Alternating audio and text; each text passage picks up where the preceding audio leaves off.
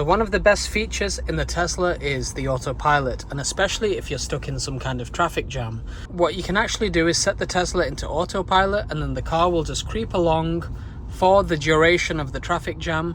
You will have to keep your hands on the wheel, but it's just a lot more comfortable than stopping and starting. The car's going to do that for you. So I'm going to do it now.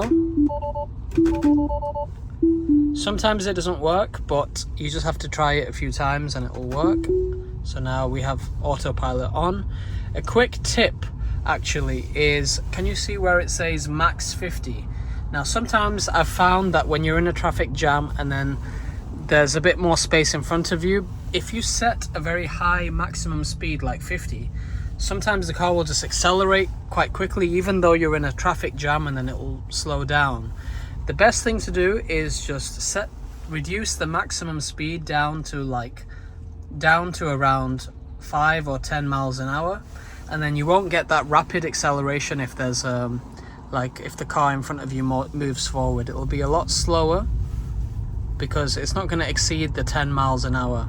If you do it 5 miles an hour, it'll be even slower and it'll be more comfortable, but bear in mind there could be a big gap in front of you, and then a car just like this one is going to go and take your space.